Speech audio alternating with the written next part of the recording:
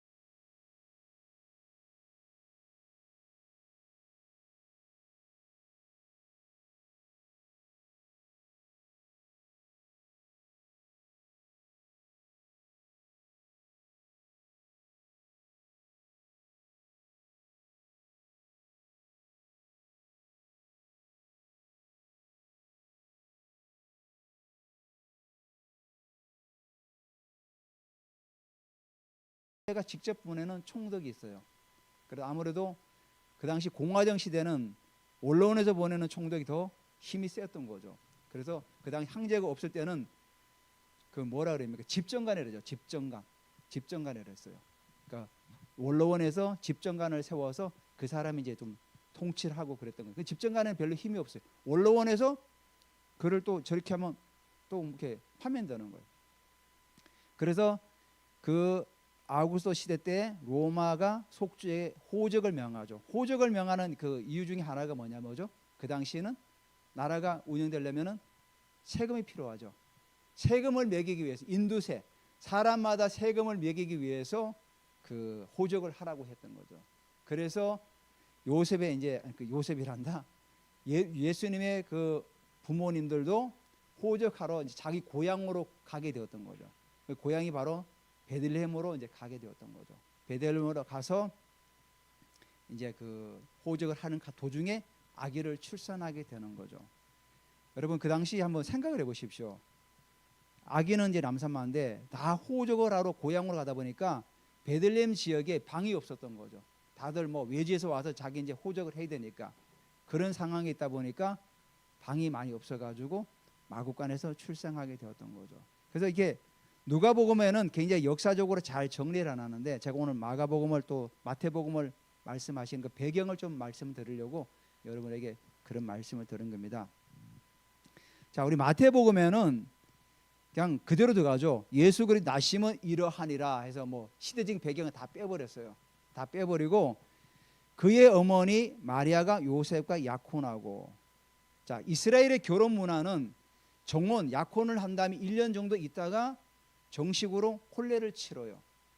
그래서 우리 예수님께서 다시 오실 때 그 모습들을 이스라엘의 혼인잔치에 많이 비유하지 않습니까? 자, 우리는 예수 그리스도와 혼인했죠. 자, 혼인했는데 정혼을 한 거죠. 정식으로 이제 그 결혼식은 아직 뭐죠? 주님이 다시 오실 때, 그때가 뭐죠? 혼인잔치 우리가 모두가 참여하는 거죠. 우리 남자나 여자나 우리 모두는 뭐죠? 다 신부야, 신부. 예수 그리스도의 신부예요, 신부. 신부로 우리가 주님이 다시 오신 신랑을 맞이하러 그날에 가는 거죠. 자, 그래서 예수님께서 그런 말씀을 하시죠. 그 때와 시기는 나는 알지 못한다. 오직 아버지만 아신다 그래요. 근데 이스라엘의 문화가 그래요. 남녀가 정혼을 하면은 1년간의 준비 기간을 거쳐요. 그러면은 그 준비 기간 동안 남자는 자기 그 신혼집을 만들어요. 요즘처럼 뭐 아파트 분양받고 이런 것이 아니라 자기가 나무를 가지고 집을 짓고 신혼집을 만들어요. 그리고 준비가 되면은 아버지가 이제 다 준비가 됐구나, 오케이 사인을 내리면은 그때 아들은 신부를 데리러 그 신부 집에 가는 거죠. 그러니까 아들은 빨리 결혼하고 싶어도 아버지의 사인이 떨어지지 않으면 갈 수가 없는 거예요. 그러니까 예수님께서도 그 당시 결혼의 문화를 염두에 두시고 나는 모른다, 오직 하나님 아버지만 아신다 그랬죠. 자, 근데 예수님도 전지전능하신 분 아닙니까? 예수님도 아시죠. 근데 우리에게 그런 표현한데 그거는 뭐죠? 주권적인 하나님의 어떤 권한에 속했다는 걸 말씀드리는 거죠. 자, 이렇게 해서 정혼을 한 다음에 동거하기 전에 아기가 잉태된 거예요. 근데 성경에는 우리가 알죠. 성령으로 잉태된 것이라. 자, 이스라엘의 문화권 안에서 정식으로 결혼도 하기 전에 만약에 임신을 하면 어떻게 됩니까? 돌에 맞아 죽습니다. 마리아는 그냥 돌에 맞아서 죽어야 되는 운명입니다, 지금. 자, 그러니까 성경에는 동거하기 전에 성령으로 잉태된 것이 나타났더니 이렇게 말씀하고 있습니다. 그러니까 이 성경을 읽다가 이성이 발달한 분들은 이걸 못 믿는 거죠. 그래서 여기에서 이제 많은 이제 신학자들이 막 이거는 뭐 이 여자가 뭐 처녀가 아니고 이미 뭐 결혼했던 사람이다, 뭐 이런 뭐 이상한 얘기도 많이 하는 분들이 있어요.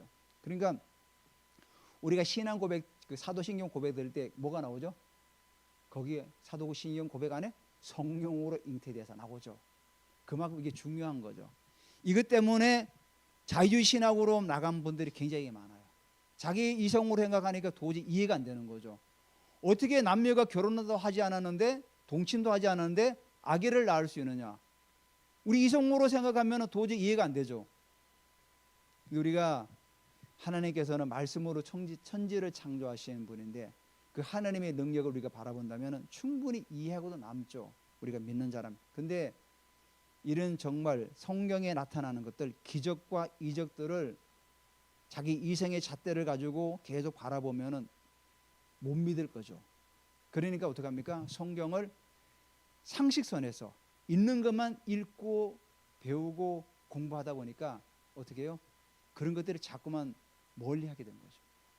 그 성경에 나오는 예언이라든지 치유라든지 뭐 기적이 이런 것들을 전부 다 자기 인간의 이성을 가지고 다 판단하다 보니까 성경을 왜곡하는 경우가 많죠. 그래서 자유주의가 나오는 거예요. 왜? 자유주의는 뭡니까? 한마디로 성경을 자기의 이성에 가둬버리는 거예요. 이해되시죠? 자유주의는 성경을 자기의 이성에 가둬버리는 게 성경이에요. 하나님도 자기 이성에 가둬버려요. 하나님은 정말 우리가 이성을 뛰어넘어서 생각하지 못하는 그 어마어마하신 분인데 자기 생각 속에 가둬버리니까 하나님을 제한하는 거죠. 하나님을 제한하니까 어떻게 봅니까? 치유가 안 일어나고 기적이 안 일어나는 거죠. 지금은. 제가 예전에 그 책을 읽었는데 로렌스 형제라는 책이 있어요. 이분이 기도할 때 어떤 분이 이분이 이제 한 다리가 없어요. 한 다리가 없어가지고 그 뭐죠? 의족을 하고 다니는 분이에요. 근데 이분에게 예언해 주는 거야. 내일 나가서 신발을 맞추라는 거예요. 아니, 자기는 의족하고 있는데 뭐 신발 굳이 맞출 필요가 있습니까? 근데 이분은 내일 나가서 신발을 꼭 맞추시라고 하는 거예요. 그래서 순종하고 신발을 맞췄어요. 그리고 그 신발을 신을 때 이 의족했던 다리가 그냥 다리가 생겨버린 거예요. 어마어마하죠. 그 책에 그분 한 우리 시대보다 200-300년 전에 했던 사람이에요. 뭐 하나님의 역사가 어마어마하게 일어났던 거죠. 그렇게도 역사하시는 거예요.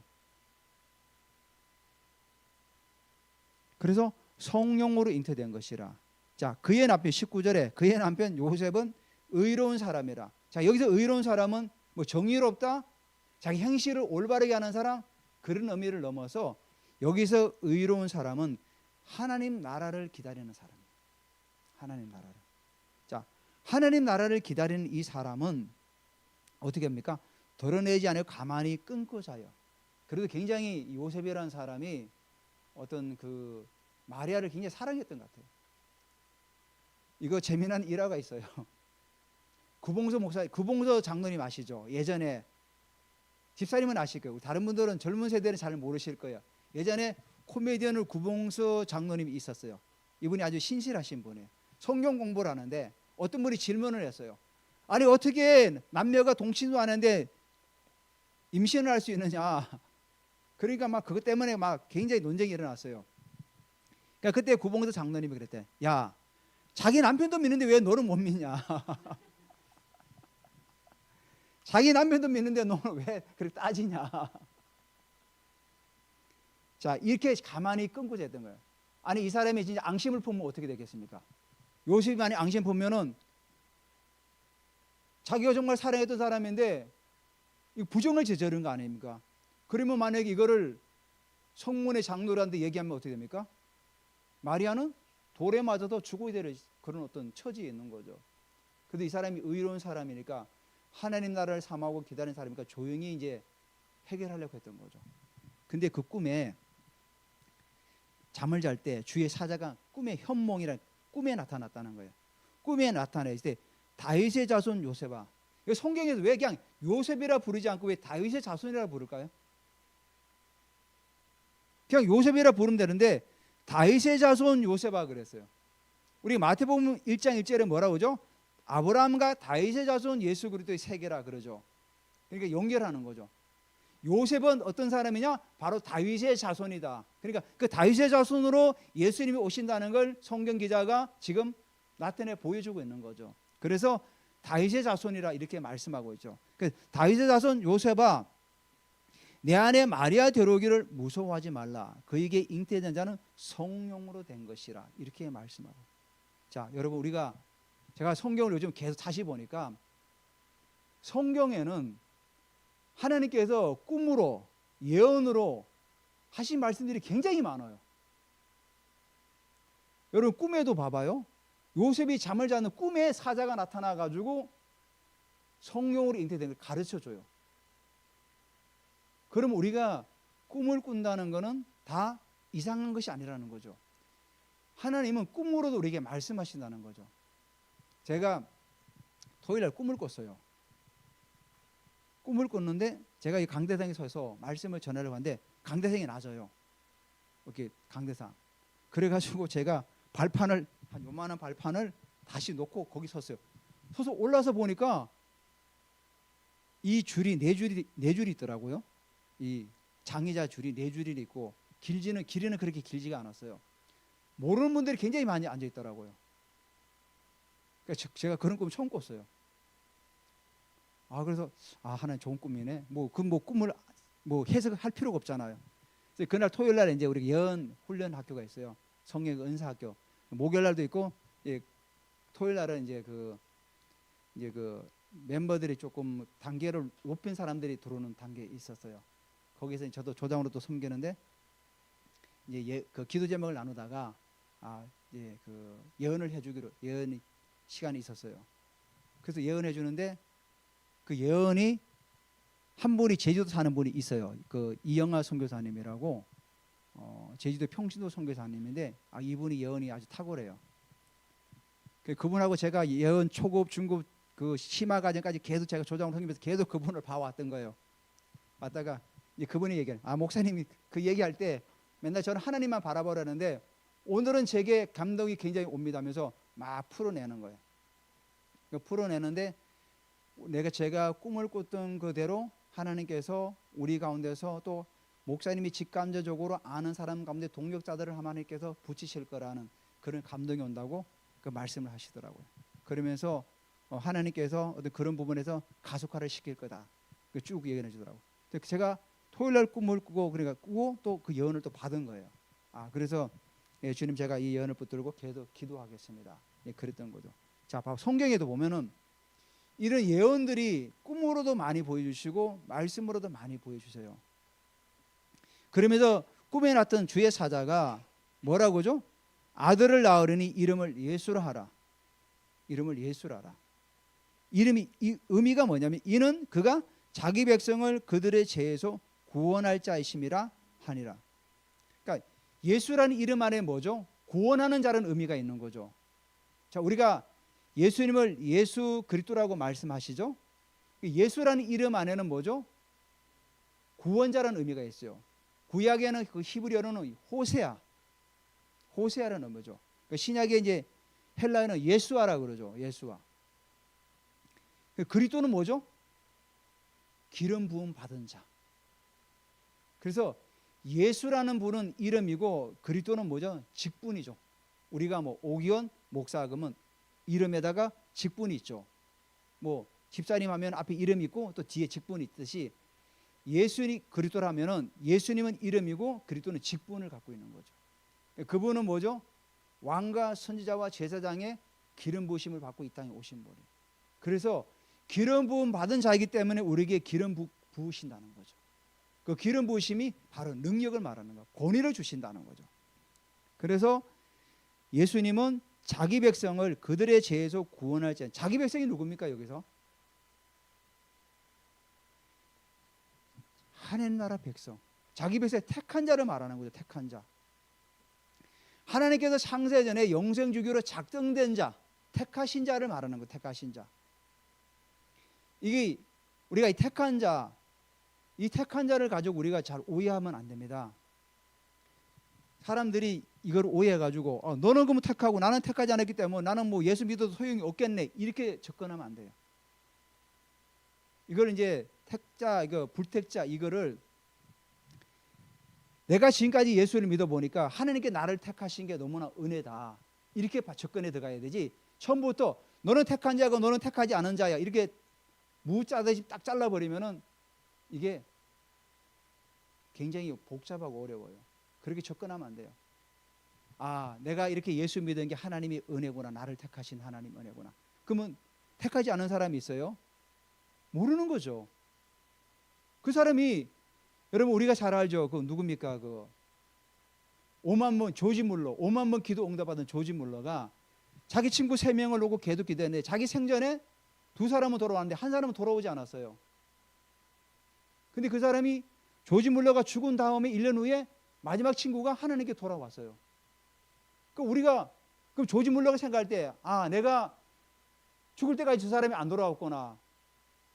포기할 수도 있잖아요. 우리 사람 입장에서 보면은 하나님 입장에서는 그렇지가 않죠. 조지 물러가 죽은 다음에 1년 후에 그 친구가 돌아와서 하나님께요.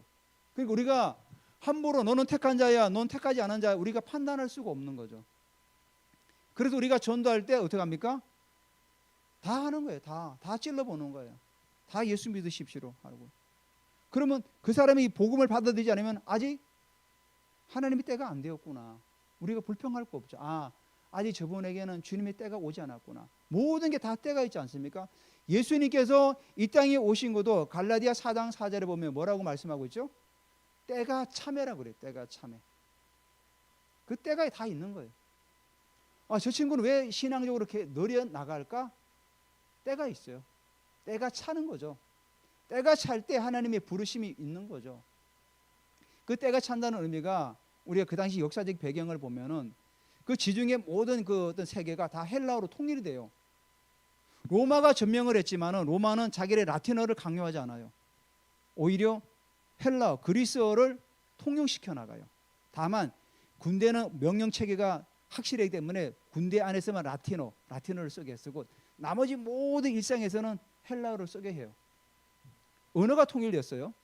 그리고 로마가 자기들의 군사적인 목적으로 전쟁하기 위해서 도로를 깔죠. 고속도로. 지금도 로마에 가면 그 도로가 지금도 있어요. 얼마나 도로를 잘 깔았으면. 그리고 도로마다 표지석을 세워놨어요. 여기가 로마로도 몇 킬로 이런 식으로. 대단한 거죠. 2000년 전에 벌써 그렇게 깔았다는 거예요. 그 도로가 지금도 돌로 잘 깔아가지고 지금도 존재해요. 여러분 우리가 아시지 않습니까? 도로 포장하면은 몇 년 지나면 다시 포장을 해야 돼요. 다 깨져가지고. 근데 2000년 전에 깔았던 그 도로가 지금도 쌩쌩해요. 지금도. 얼마나 잘 깔았으면. 그 정도로 잘 깔았다는 거죠. 그리고 로마가 통치 영역이 전 세계 다 됐다는 거죠. 그러니까 로마 시민이고 로마의 그 어떤 그 영향력 아래에 있는 모든 나라가 안정을 이루어 있었거든요. 왜냐하면 로마가 통치하는 그 영역에는 이제 그런 외적이라든지 강도들이 많이 없었기 때문에. 사실 로마가 무너진 다음에 지중해는 완전히 엉망진창이 돼요. 그 막 서로 약탈하고 막 빼앗고 엄청나요. 근데 로마라는 나라가 딱 붙들고 있으니까 어떤 나라도 그 통치 영역에 접근을 못하니까 안정적으로 여행을 할 수 있었다는 거예요. 여행자를 보호할 수 있었다는 거예요. 그러니까 주님의 제자들이 복음을 증거해 나갈 때 로마의 어떤 그런 보호 아래서 복음을 전했다는 거죠. 그 때가 찼던 거죠. 때가 찼기 때문에 복음을 그렇게 빨리 수월하게 전할 수가 있었던 거죠. 바울이 그래서 3차의 전도 여행을 다니는 것도 그렇게 쉽게 할 수 있었던 것도 로마의 어떤 정치적인 군사적인 보호 아래가 있었기 때문에 안정적으로 다닐 수가 있었다는 거예요.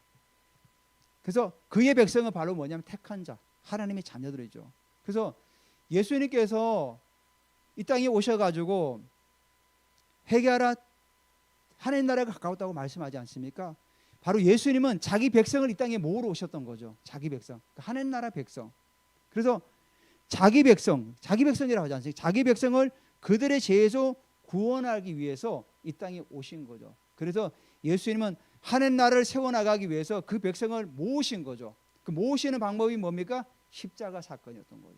십자가를 통해서 자기 백성들을 그들의 죄에서 구원하시고 하나님의 자녀로 삼으시고 우리를 그 택한 백성을 하여금 하나님 나라를 계속 세워나가기를 원하시는 거죠. 그래서 우리가 이 땅에서 예수 그리스도 나심을 통해서 우리는 하나님 나라를 더 확장해 나가야 되죠. 예수님이 오신 목적이 그거기 때문에 우리는 이 땅에 하나님 나라를 계속해서 확장해 나가야 되는 거죠. 그래서 우리가 선교사를 파송하고 전도 나가고 계속 나가는 이유가 뭡니까? 하나님 나라를 확장해 나가는 거죠. 확장해 나가는 우리에게 하나님께서 무기를 주셨죠. 그 무기가 치유와 성령의 9가지 열매들, 9가지 열매와 9가지 은사들, 그걸 가지고 나아가는 거죠. 방언, 통변, 예언, 지식의 말씀, 지혜의 말씀, 영분별, 능력의 은사, 또 뭐죠? 믿음의 은사, 치유의 은사, 이런 9가지. 이 9가지를 가지고 계속 나아가는 거죠. 이 은사들은 어떻게 보면은 다 연결되어 있어요. 방언이 사실은 은사의 시작점이라고 제가 말씀드렸죠. 계속 다 연결되어 있어요. 방언은 뭐죠? 발성 은사예요. 지식과 지혜 말씀은 뭐죠? 분별은 계시의 은사예요. 그리고 능력과 믿음 은사, 치유 은사는 능력의 은사잖아. 이게 하나부터 쭉 계속 연결되어 나가는 거예요. 그래서 방언이 시작되면 은사가 계속 활성화되어 나가서 결국은 우리가 치유까지 나가는 거죠. 은사까지 나가는 겁니다. 자, 이렇게 해서 그 백성을 죄에서 구원할 잼시라 이렇게 말씀하고 있어요. 자, 그러면서 22절에 이 모든 일이 된 것은 주께서 선지자로 하신 말씀을 이루려 하심이라 이르시되, 이렇게 말씀하고 있어요. 자, 이 말씀을 우리가 좀 더 쉽게 번역을 하면 주님으로 말미암아 선지자를 통하여 흘러나오게 된 것이 완전히 성취되도록 하기 위해서. 자, 이 말씀도 뭐죠? 선지자가 하셨던 말씀을 이루려 하심이라잖아. 그것도 이거 뭐죠? 이것도 예언의 성취로 나가는 거죠. 그러니까 예수님이 이 땅에 오시고 그 모든 일이 결국 뭐죠? 전부 다 예언적으로 이루어졌다는 거예요. 놀랍지 않습니까? 예수님께서 태어나실 때 요셉에게 나타난 사자들도 예언하는 거 아닙니까? 또 꿈으로 예언해주고 또 선지자들도 예수님이 오시면 다 예언했던 거죠.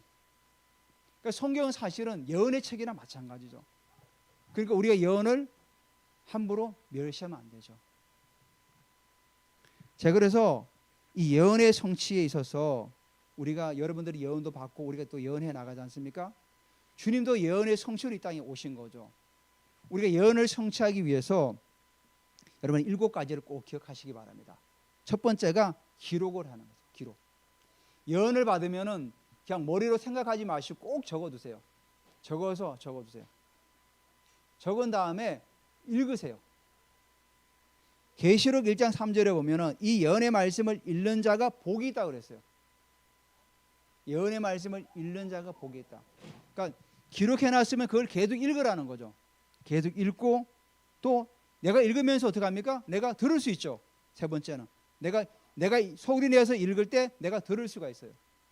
그러니까 저는 좀 중요한 분들이 예언해 주면은 그 써놓고 책상에다 제가 A4로 뽑아가지고 놔둬요.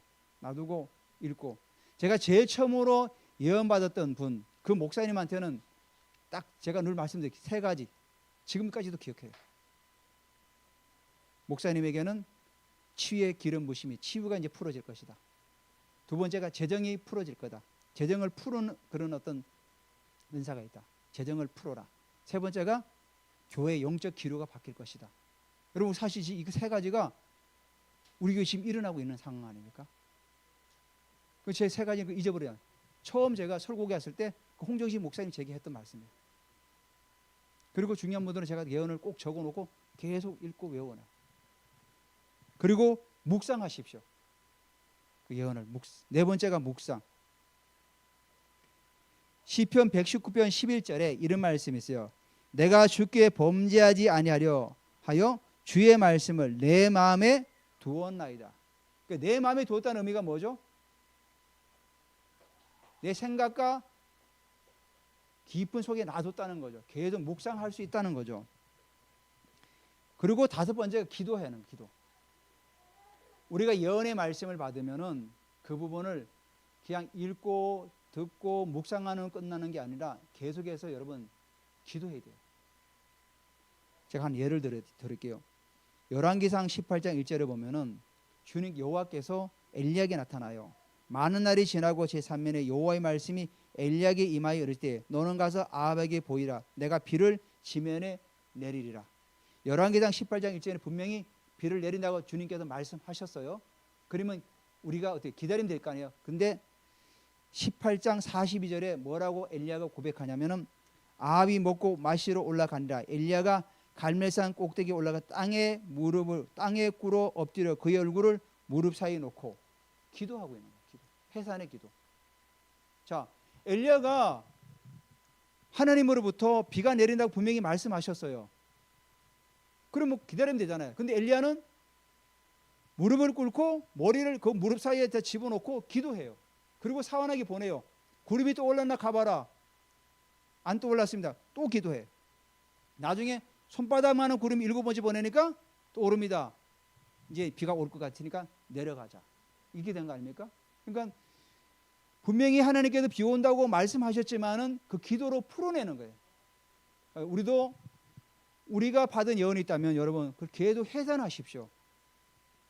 그럴 때 다니엘서 2장 21절에 보면은 그는 하나님을 말하는 겁니다. 때와 계절을 바꾸시고 왕들을 폐하시고 왕들을 세우시며 지혜자에게 지혜를 주시고 총명한 자에게 지식을 주시노다. 제일 중요한 게 뭐냐면 앞에 그는 때와 계절을 바꾸신다는 거예요. 이게 무슨 의미죠? 시즌을 바꾼다는 거 아니에요. 시즌을. 기도할 때 하나님은 시즌을 바꾸는 거예요. 시즌을. 성경에 보면은 추수하는 자가 뿌리고 가는데 뒤에서 바로 열매를 뿌리는 자가 뒤에서 바로 추수를 해요. 그건 뭐죠? 하나님께 때와 계절을 바꾸시는 거예요. 시즌을 바꾸시는 거예요. 그만큼 뿌리면 바로 거두는 거죠. 이런 식으로. 그래서 우리가 예언이 빨리 성취될 수 있도록 기도할 때 그 시즌이 앞당겨 줄 수 있다는 거예요. 계속 기도할 때. 그리고 6번째가 찬양. 여러분 찬양이 호세아 10장 11절에 보면 이런 의미를 갖고 있어요. 유다는 밭을 갈고, 유다라는 의미가 찬양, 유다는 찬양하는 자잖아요. 찬양은 우리의 심령의 밭을 갈아엎는 거예요. 없는 거. 찬양할 때. 그래서 우리가 찬양할 때 영적인 기류가 바뀐다 그러죠. 찬양할 때 영적 기류가 바뀌어요. 그곳이 어둠의 영이 있다라도 찬양할 때 그 어둠의 영들이 무너지는 거예요. 그래서 우리가 찬양할 때 하나님께 나아갈 때 하나님께서 그곳에 임재하시고 천사를 보내시고, 그래서 우리 찬양이 너무 중요한 겁니다. 그래서 찬양할 때 우리가 왜 손을 올립니까? 오늘 손을 올린다는 건 하나님께 경배의 표시죠. 표시. 마지막으로 행동하라. 여기 보면은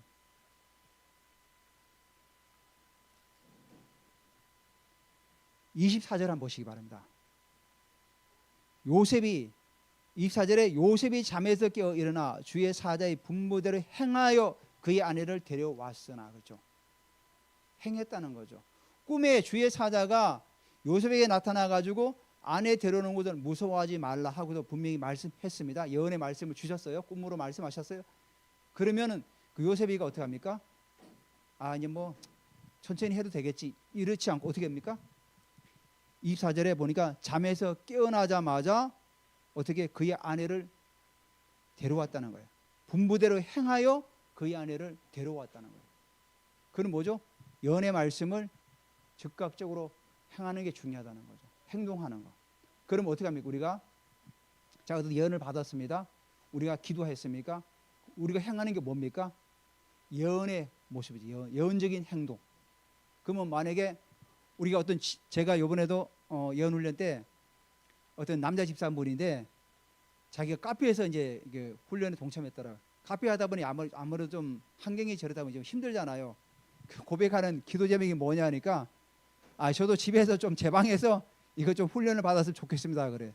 그 집에 아들이 하나 있는데 집이 좁나 봐요. 집이 좁으니까 나와서 이제 피해주니까 나와서 이제 하는 거죠. 그래서 제가 그 말씀을 들으면서 그 집사님에게 그랬습니다. 집사님, 일단은 제게 이제 그때 감동을 준 게 뭐냐면 어떤 곳에 그러니까 집사님 보고 심으라 그랬어요. 집을 그 장막을 위해서 장막을 위한 그 어떤 헌금을 하나님께 드리라. 드리고 그 다음에 두 번째는 집사님이 들어갈 집을 그려라. 사진을 찍든지 좋은 그림을 어떤 집이 그런 생각이 있으면 그러고 기도해라. 가족이 모여서 계속 세 번째 기도해라. 이런 게 예언적인 행동이죠. 예언적인 행동은 실제적으로 그림을 갖다 놓고 선포하는 거죠. 안 이루어졌지만 이미 이루어진 것처럼 하나님께서 그렇게 하신 것을 우리는 선포합니다. 그렇게 하실 것을 선포합니다. 이게 바로 예언적인 행동이죠. 이게 바로 행동하는 거예요. 그럴 때 우리의 예언이 가속화되고 시즌을 바꾸는 그런 역사가 일어나는 거죠. 자, 오늘 그래서 우리가 성탄절을 맞이하면서 예수님께 이 땅에 오심을 거의 예언의 성취로 오신 거죠. 그래서 우리가 예언을 받을 때 그 예언을 가볍게 여기지 마시고 읽으면서 묵상하시면서 세워나가시기 바랍니다. 왜? 예수님도 예언적으로 오셨어요. 예언적으로 다 되어져서 이 땅 가운데 오셨기 때문에 우리가 그런 예언들을 기록하고 읽고 듣고 묵상하고 기도하고 찬양하고 행동으로 옮기시기를 주님의 이름으로 축원드립니다.